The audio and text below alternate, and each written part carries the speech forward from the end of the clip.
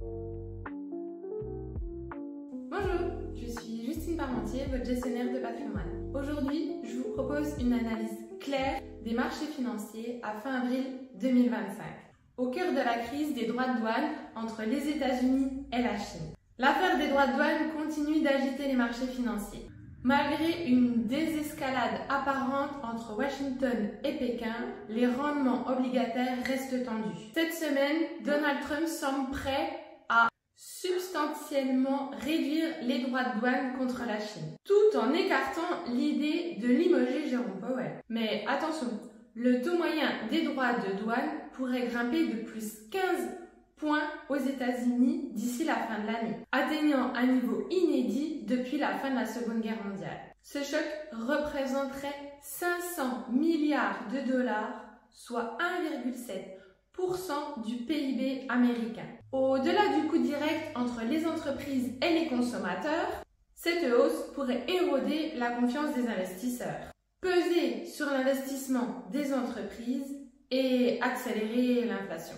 Le Peterson Institute estime que le taux de croissance pourrait reculer de 1,3% d'ici fin 2026. La semaine dernière, les droits de douane ont été suspendus pendant 90 jours dans l'espoir de relancer les négociations. Cependant, Trump a publiquement attaqué Jérôme Powell, qui avait mis en garde concernant les risques accrus pour l'économie. La Fed a suspendu l'assouplissement monétaire, créant une forte volatilité. À l'inverse, l'Europe montre un regain d'unité face à ces bouleversements. La cohésion profite au marché européen et au climat des affaires. La Chine adopte une position ferme mais pragmatique, propice aux négociations. Elle prépare des mesures de soutien budgétaire et monétaire. Sur les marchés, les résultats du premier trimestre sont éclipsés par ce contexte géopolitique. 73% des sociétés américaines dépassent les résultats attendus, avec une magnitude de déplacement plus élevée que la moyenne. Wall Street et l'Europe affichent un rebond, mais prudence, car l'indice VIX reste très élevé.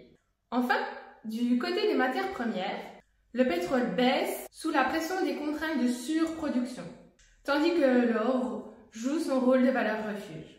En résumé, la situation reste fragile et complexe. La guerre des droits de douane pèse sur l'économie mondiale, mais l'Europe et la Chine montrent des signes de résilience. Pour vos investissements, la vigilance et la diversification restent de mise. À très bientôt pour une nouvelle vidéo.